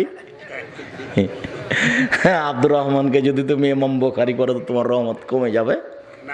কমবে না। তো করো না কেন? করো, দোয়া কবুল হবে একদিন ইনশাআল্লাহ। সম্মানিত দিনী ভাই বোন, দোয়া করতে করতে কোনো সময় নিজেকে অলস মনে করবেন না, আর হয় না বলে ছেড়ে দিবেন না। মরা পর্যন্ত চলুক। এক থাপ্পড় দিয়েছেন মুসা আলাইহিস সালাম, দিয়ে এক লোককে মেরে দিয়েছেন। মরা পর্যন্ত বলেছেন রব্বি ইন্নী যালামতু নাফসি ফাগফিরলি, হে আমার প্রতিপালক আমার ভুল করেছি, এক থাপ্পড় দিয়ে একটা লোককে মেরেছি, তুমি আমাকে ক্ষমা করো। মরা পর্যন্ত বলতে থেকেছেন। মরার পরে বিচারের মাঠে আবার ভয় করবেন কি যে হয়েছে, কবুল হয়েছে কি না। আমরা যখন সবাই তার কাছে যাব তখন উনি বলবেন না না না না, আমি কারোর ব্যাপারে কিছু বলতে পারবো না, আমি এক থাপ্পড় দিয়ে একটা লোককে মেরেছি, ওইটা যদি পাল্টা এখন জিজ্ঞাসা করে বসেন তুমি কেন মেরেছো, আমার কোনো জবাব নাই, আমি কারোর ব্যাপারে কিছু বলতে পারবো না। তোমরা সবাই চলে যাও মোহাম্মদের কাছে, ঈসার কাছে চলে যাও, আমি কারোর ব্যাপারে কিছু বলতে পারবো না। তার মানে বিচারের মাঠেও তিনি আশঙ্কার মধ্যে আছেন যে কবুল হয়েছে কি না। একজন নবী মানুষে এইভাবে আছেন, দুনিয়া থেকে চলে গেলেন, আর আপনি আর আমি এত তাড়াতাড়ি কবুল হলো কিনা নিয়ে ব্যস্ত। সম্মানিত দিনী ভাই বোন, বলছিলাম হাজারো মানুষ পৃথিবীতে আল্লাহর ভয়ে কেঁদে লুটিয়ে পড়ে, আর তাদের কান্নার শব্দ তাদের ভীতিকে আরো বেশি করে দেয়। ইবনে আব্বাস রাদিয়াল্লাহু তাআলা আনহু বলেন, রাসূল সাল্লাল্লাহু আলাইহি সাল্লাম বলেছেন, আইনানে লা তামাসসুহুন নার, 2 শ্রেণীর চক্ষু তাদেরকে জাহান্নাম স্পর্শ করবে না, ওরা জাহান্নামে যাবে না। 2 শ্রেণীর মানুষ জাহান্নামে যাবে না। এক, বাকাত মিন খাশিয়াতিল্লাহ, ওই চক্ষু যে আল্লাহর ভয়ে কাঁদে। 2, হারাসাত ফি সাবিলিল্লাহ, ওই চক্ষু যে আল্লাহর রাস্তায় পাহারা দেয়। এরা জাহান্নামে যাবে না। আবু হুরায়রা রাদিয়াল্লাহু তাআলা আনহু বলেন, রাসূল সাল্লাল্লাহু আলাইহি ওয়াসাল্লাম বলেছেন, লা ইয়ালজার রাজুলুন নারা বাকা মিন খাসিয়াতিল্লাহ হাত্তা ইয়ালজাল লাবানু ফিদ দারে।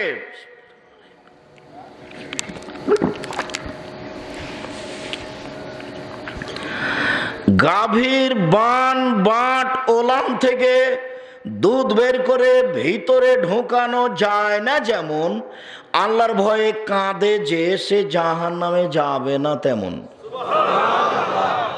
কথাটা কি এক আশ্চর্য বাক্য। গাভীর বাট থেকে চাপ দিয়ে দুধ বের করে ভিতরে ঢোকানো যায় না যেমন, আল্লাহর ভয়ে কাঁদে যে সে জাহান্নামে যাবে না তেমন। ভেবে দেখেছেন আমার আর আপনার একটু কান্নাকাটির সময় হয় না, একটু চিন্তা ভাবনা করতে পারি না?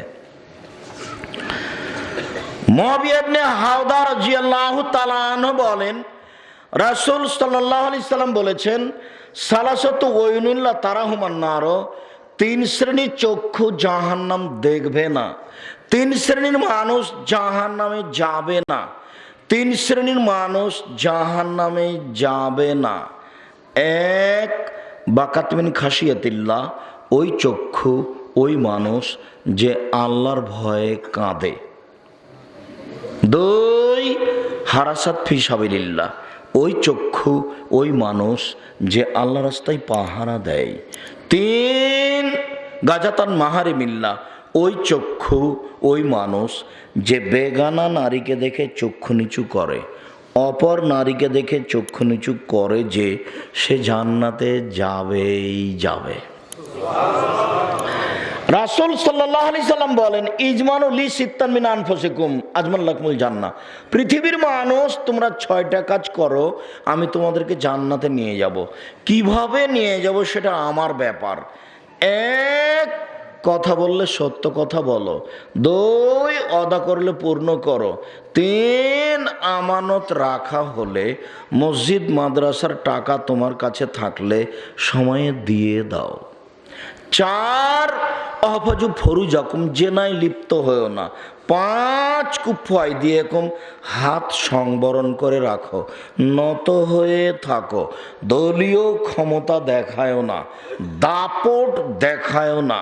কিভাবে জান্নাতে নিয়ে যেতে হবে সেটা আমার ব্যাপার। একটু নত হয়ে থাকো, মানুষের উপরে গরম হয়েও না, রিক্সাওয়ালা ভুল করেছে এক থাপ্পড় দিও না। কিভাবে জান্নাতে নিয়ে যেতে হবে সেটা আমার ব্যাপার। ছয়, বেগানা অপর নারীকে দেখে চক্ষু নিচু করো, আমি জান্নাতে নিয়ে যাব। কিভাবে নিয়ে যাব সেটা আমার ব্যাপার। সম্মানিত দিনী ভাই বোন, এই কথাটি আবার বলছি। জাবের রাদিয়াল্লাহু তাআলা আনহু বলেন, আমি একদিন আল্লাহর নবীকে বললাম, আল্লাহর নবী, হঠাৎ যদি কোনো মহিলার উপরে চোখ পড়ে যায় তাহলে আমি কি করব? এটা জিজ্ঞাসা। আল্লাহর নবী, হঠাৎ যদি কোনো মহিলার উপরে চোখ পড়ে যায় তাহলে আমি কি করব? তখন জাবের বলছেন, আমাকে আল্লাহর নবী আদেশ করলেন যে নাসের ফাবাসারি, তুমি তোমার মুখটা ফিরিয়ে নিবা। এই জন্য আপনাকে আমি বলেছি, যদি আপনি টিভির সামনে কোনো সময় বসেন খবর শুনবো মনে করে, তাহলে আপনাকে এইভাবে বসে থাকতে হবে। আপনি টিভির পর্দাতে রং মাখানো মেয়েটার মুখের উপরে, সাজগোজ করা মেয়েটার মুখের উপরে চোখ রেখে খবর শুনবেন, তখন আপনি পরহেজগার, তখন আপনি পরহেজার নামাজি মানুষ। এটা কথা হলো? এই ছেলে, তোমার মেয়ে দিন রাত, তোমার মোবাইলে দিন রাত ল্যাংটা মেয়ে নাচে, আজকের পরে কিয়ামত পর্যন্ত, তোমার মরা পর্যন্ত যেন তোমার মোবাইলে আর কোনোদিন ল্যাংটা মেয়ে না নাচে। তুমি এখানে তওবা করে উঠবা। এই মেয়ে, তোমাকে বলছি, তুমি একটা মেয়ে হয়ে কত ছেলের ধ্বংস করেছো জীবন, কত জনের সাথে তোমার মোবাইলে প্রেমের গল্প হয়, তুমি তওবা করতে পারো না? তুমি একটা মেয়ে মানুষ, তওবা করো, বলো আস্তাগফিরুল্লাহ ওয়া আতুবু ইলাইহি, আস্তাগফিরুল্লাহ আল্লাযী লা ইলাহা ইল্লা হুয়াল হাইয়ুল কাইয়ুম ওয়া আতুবু ইলাইহি, আল্লাহুম্মা আনতা রাব্বি লা ইলাহা ইল্লা আনতা খালাকতানি ওয়া আনা আবদুকা ওয়া আলা আহদিকা ওয়া আদিকা মাসতাতাতু আউযু বিকা মিন শাররি মা সানাতু আবু আলাকা বিনি'মাতিকা আলাইয়া ওয়া আবু বিযামবি ফাগফিরলি ফাইন্নাহু লা ইয়াগফিরু যুনুবা ইল্লা আনতা। তুমি দিনরাত বলো, আর জীবনে কোনোদিন এই ছেলেটাকে ধ্বংস করো না। সম্মানিত দিনী ভাই বোন, এই ছেলে, তোমাকে আমি আর একটা পরামর্শ দিচ্ছি, শোনো এইদিকে। তোমার ওটা ব্যাধি হয়ে গেছে মেয়ের সাথে গল্প করা, প্রেমের কথা বলা। আজকে যখন তুমি রাত্রে ঘুমাতে যাবা তখন মোবাইলটা লক করে দিও। লক করে দেওয়ার পরেও তুমি দেখবা একটু পরে যে হাতটা ধীরে মোবাইলে চলে গেল। তারপর তুমি লকটা খুলেও দিলা, এখন নাম্বার টিপতে যাচ্ছ, এইরকম পর্যায়ে আসলেই লাভ দিয়ে তুমি একবার ল্যাপটা উল্টে ফেলে দিয়ে তুমি ঘরের বাইরে, নাউজুবিল্লাহ মিন যালিক, শয়তান চলে এসেছে, তোর মুখ আমি লাথি মারি, তোর মুখ আমি লাথি মারি, ছি ফু, তোর মুখ আমি থুতু মারি, তোর মুখ আমি থুতু মারি, তোর মুখ আমি লাথি মারি, নাউজুবিল্লাহ মিন যালিক। ঘরে শয়তান চলে এসেছে, ঘরে শয়তান চলে এসেছে। তুমি যে তওবা করেছো এই জন্য তোমার চতুর্দিকে শয়তান দিয়ে ঘেরা। হিন্দু মেয়েটার কাছে শয়তান যে বলবে না যে তুমি মাথা থেকে কাপড় নামাও, কেন? শয়তান হলো 14 ইলিমের পড়া, ও জানে যে ও জাহান্নামে যাবে। কাজে ওর এখানে কোনো কাজ নাই। তুমি যে তোবা করেছো সেই জন্য ঘরে তোমার শয়তান একবার ভর্তি হয়ে আছে, ল্যাপটা উল্টে ফেলে তুমি থুথু মারবে আর বলবে নাউজুবিল্লাহ মিন জালিক, আর মুখে আর পা দিয়ে পাটার মাটির উপরে লাথি মারে বলবে তোর মুখে আমি লাথি মারি। তারপরে 1 মিনিট পরে দেখো তুমি এখন স্বাভাবিক হয়ে গেছো, আর সারা রাত তোমার হাত আর মোবাইলে যাবে না। ও অপমান হয়ে গেছে। ও কি হয়েছে? অপমান হয়ে গেছে। ঈমান দিয়ে ওকে ঠেকাতে হবে। উমর রাদিয়াল্লাহু তাআলা আনহু কি কোনো শয়তানের গায়ে থাপ্পড় মারতে পারতেন না?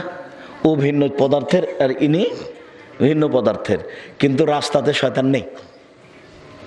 উমরের রাস্তাতে শয়তান নেই। ঈমানি ক্ষমতা, এটা ঈমানি ক্ষমতা। মানুষে বলে উমরের যুগ, বাঘে জঙ্গলে ছাগল ধরে খাবে না, এই কথাটা বেশি খাবে, এই কথাই ঠিক। কিন্তু উমর মানে এমন মানুষ যে জঙ্গলে বাঘ ছাগল ধরে না। কার ভয়? উমরের ভয়। অথচ উমর জঙ্গলে নেই। উমরের ঈমানের ভয়ে শয়তান রাস্তায়। এটা তো বুখারী মুসলিমের হাদিস। তাহলে আপনি এখন দেখেন, একদিন পরীক্ষা করে দেখেন, এখন দেখবেন আপনি সারা রাত একটা সুস্থির মধ্যে আছেন, স্বাভাবিক আছেন, আর হাতটা ধীরে যাবে না। লাফ দিয়ে উঠে একবার ল্যাপটা দূরে ফেলে দিয়ে একবার নাউজুবিল্লাহ মিন জালিক বলে বাইরে এসে তুমি মুখে থুথু মারবে আর নাউজুবিল্লাহ বলবে, আর পাটা দিয়ে মাটির উপরে লাথি মারবে, তোর মুখে আমি লাথি মারি, তোর মুখে আমি লাথি মারি। শয়তান, তোর মুখে আমি থুথু মারি, আমি তোবা করেছি, তুই কেন আবার আমাকে বলছিস যে তার সাথে কথা বল? তাহলেও কি হবে? অপমান হবে। আর যদি তুমি আবার প্রেমের কথা বলো, তাহলে এবার হয়েছে, ঠিক হয়েছে, আমি তো এটাই চাচ্ছিলাম। আল্লাহ বললেন, শয়তান জি তুমি আদমকে সিজদা করলে না কেন? আরে ও তো মাটির তৈরি, আমি আগুনের তৈরি, তাকে সিজদা করব কেন? তখন আল্লাহ বলছেন, অহংকারী তুই বের হয় এখান থেকে। তখন ও বলছে, ঠিক আছে আমি চলে গেলাম, তবে আপনি আমাকে একটা অনুমতি দেন, আমি যেন কিয়ামত পর্যন্ত ওকে ঠেকাতে পারি। আমি ওকে দেখে ছেড়ে দেবো আদমের ছেলে মেয়েকে কিভাবে ঠকানো লাগে। তখন আল্লাহ বললেন, আচ্ছা ঠিক আছে যা। তার মানে আল্লাহর সাথে তার একটা কি হয়ে গেছে? চুক্তি, চ্যালেঞ্জ হয়ে গেছে। তখন আল্লাহ বললেন, আচ্ছা ঠিক আছে যা, তবে আমার খাঁটি বান্দা আছে। কিন্তু কথা কিন্তু ফাইনাল হয়ে গেছে, ও কিয়ামত পর্যন্ত আপনার কাছে কি করে লাগবে? লেগে থাকবে। চ্যালেঞ্জ, ও চ্যালেঞ্জ করেছে, আমি আদমের ছেলে মেয়েকে দেখে ছেড়ে দেবো। এটা তার চ্যালেঞ্জ আল্লাহর সামনে। কি বলো তুমি বুঝতে পারছো না যে এখানে তোবা করে গেলে তারপরে হাতটা ওখানে চলে গেল? আমি যেটা বলছি সেই পরামর্শ তুমি আজকে বাস্তবায়ন করে দেখো, সারা রাত তুমি নিরিবিলি থাকবে। তার মানে অপমান হয়ে গেছে। তুমি মুখে দিয়েছো তার থুথু, মানে ওর মুখে থুথু পড়েছে। তুমি নাউজুবিল্লাহ বলেছো, মানে অপমান হয়ে গেছে। লাথি মেরেছে, মানে অপমান হয়ে গেছে। সারা রাত তোমার একটা ভালো অবস্থায় কাটবে। সম্মানিত দিনী ভাই বোন,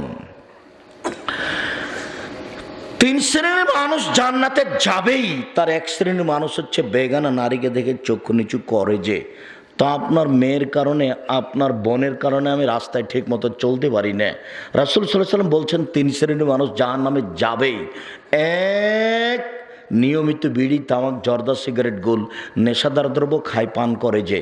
2, আর রাজালাত মিনান নিসায়ে, পুরুষের বেশধারী নারী, পুরুষের জুতা স্যান্ডেল পরে, পুরুষের শার্ট প্যান্ট পরে, পুরুষের পোশাক পরে, সামনের চুল ছোট করে, মাথার চুল ছোট করে, এরা পুরুষের বেশধারী নারী, এরা জাহান্নামে যাবেই। 3, দায়ুস আপনি।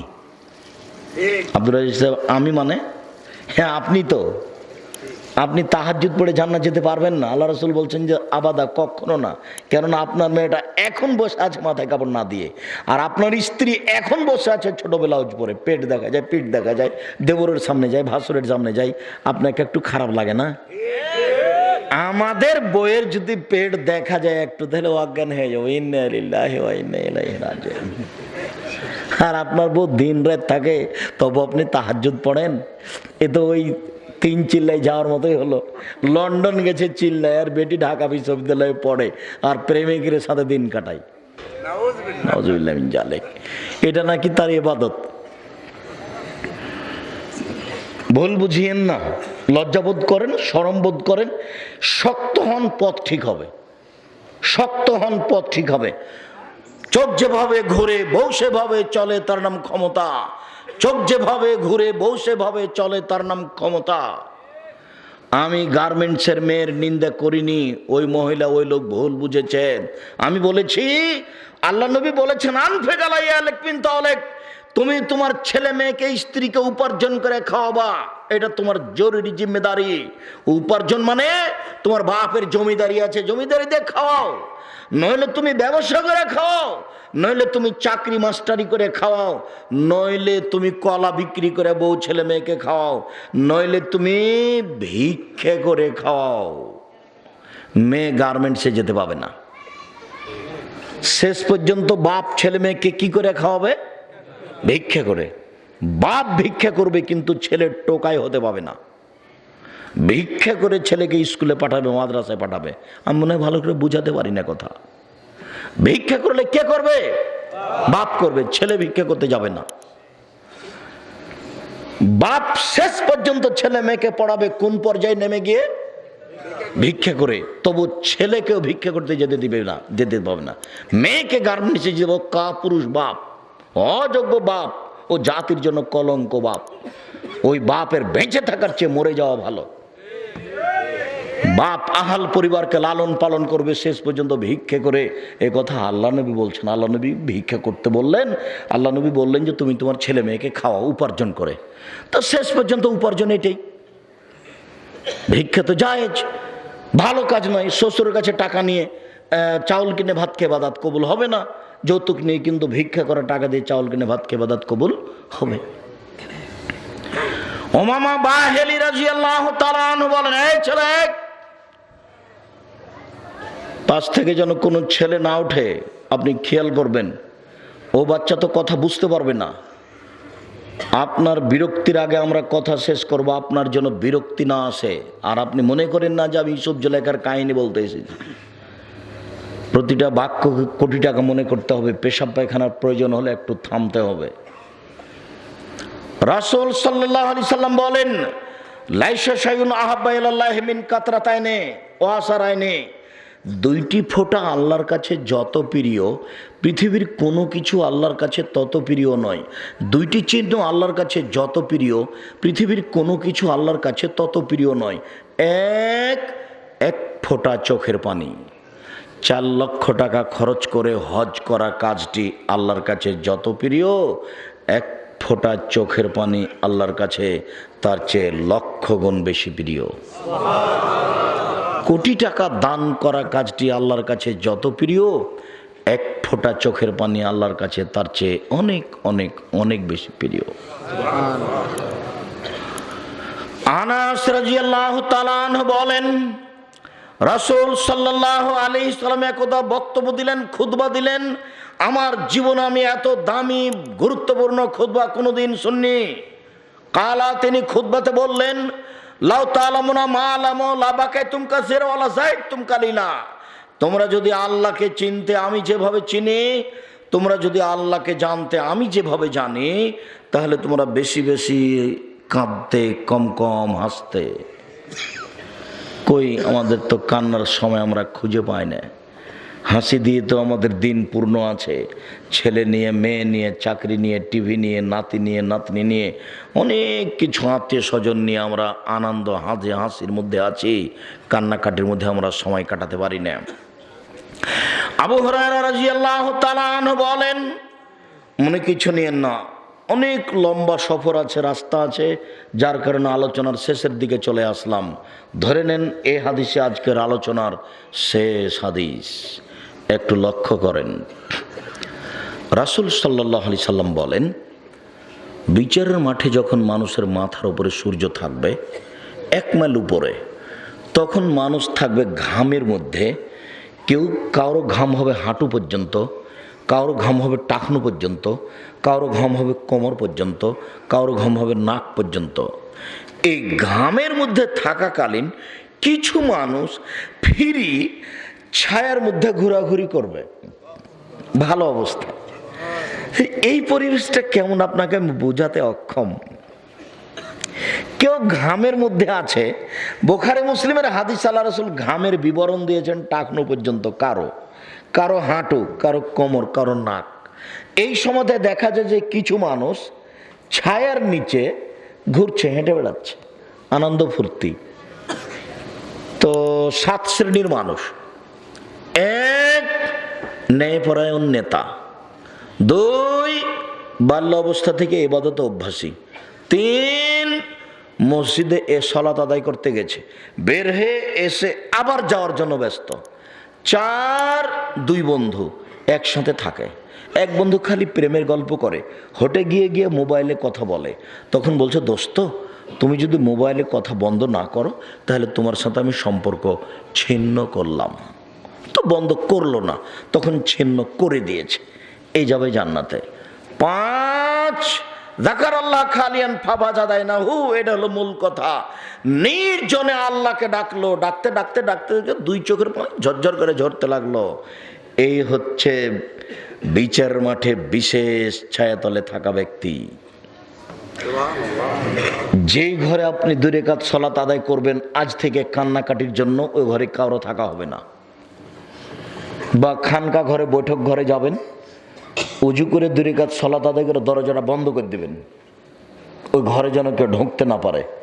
ওই সময়তে যদি কেউ ঢুকে যায় তাহলে আপনার ইবাদতটা কেমন কেমন হয়ে যাবে, কান্নাকাটিটা কেমন কেমন হয়ে যাবে। বুঝতে পারেননি কথা? একবারে নির্জনে 2 রাকাত সালাত আদায় করে অনেক কিছু বলেন। আব্দুল রাজ্জাক সাহেব, আমি তো খুব চেষ্টা করেছি, চোখের পানি আসে না। তা আপনি একটু এভাবে ভাবেন,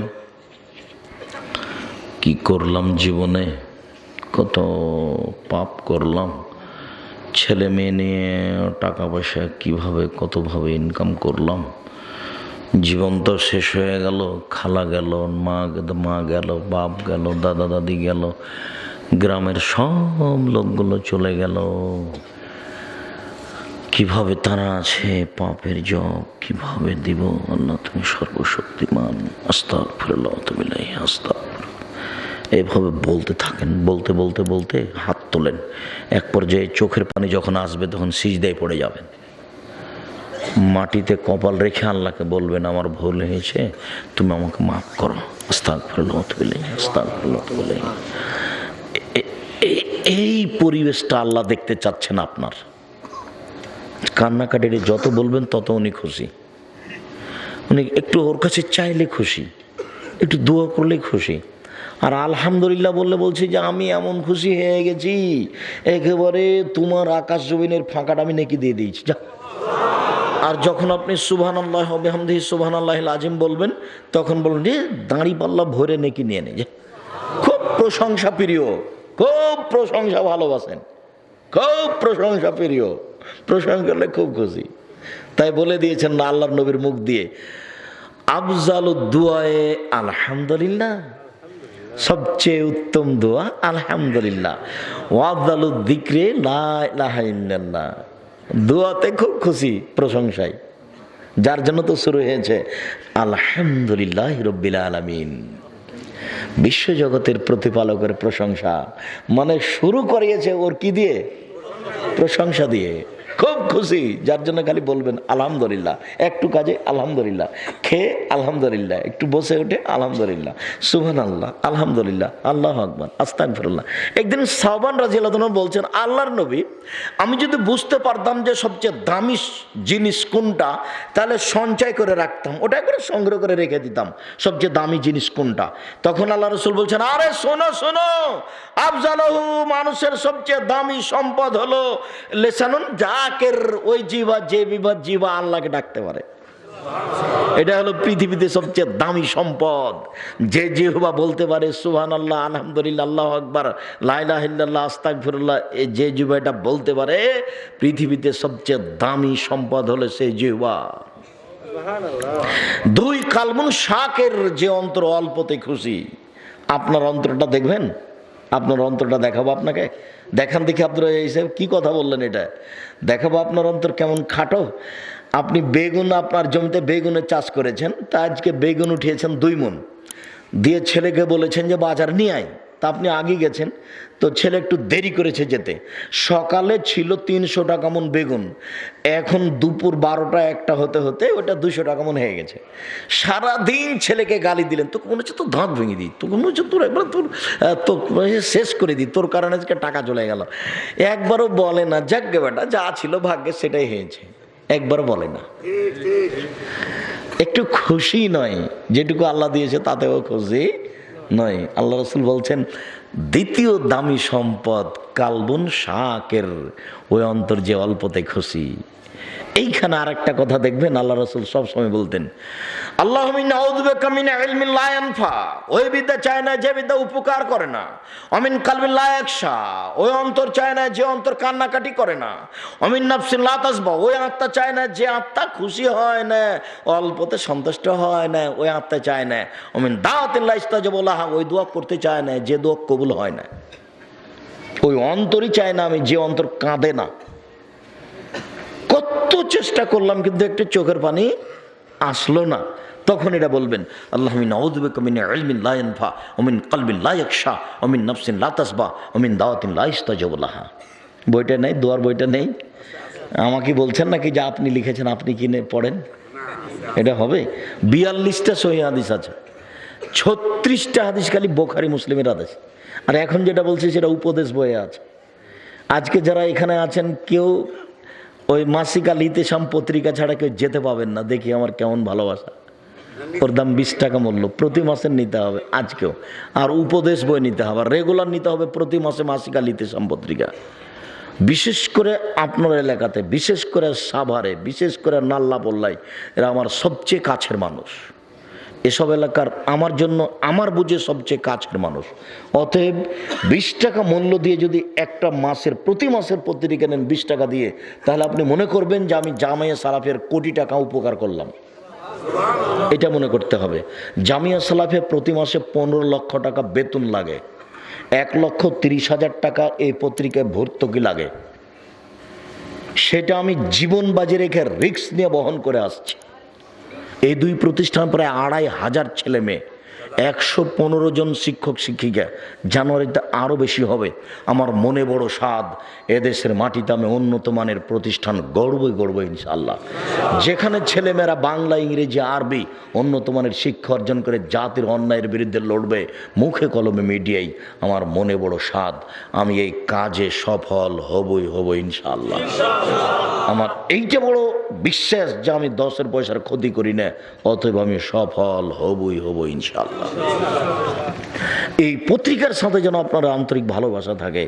আর যেটা তাওজিহুল কোরআন তাফসির, এটা একটা ব্যতিক্রম তাফসির, এটা যেন আমি শেষ পর্যন্ত করতে পারি। দোয়া করবেন আর সবাই কিনবেন, নিজের বাড়িতে রাখবেন।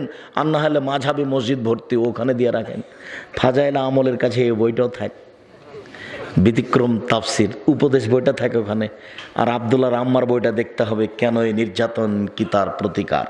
আর দেখতে হবে শিক্ষা বনাম জাহেলিয়াত। দেখেন একটু, একটা মধ্যে ল্যাম্পও জ্বলছে, বাতি, মোমবাতি, আর একদিকে কুকুরের ছবি আর একদিকে বিড়ালের ছবি। বিড়ালের সামনে একটা বই খোলা আছে আর কুকুরের সামনে একটা বই খোলা আছে, আর মধ্যে একটা মোমবাতি জ্বলছে। লেখক এটা দেখাচ্ছে যে কুকুর আর বিড়াল পড়ছে, তো লেখক আবার মানুষ হলেন কি করে? মানে লেখকও পশু।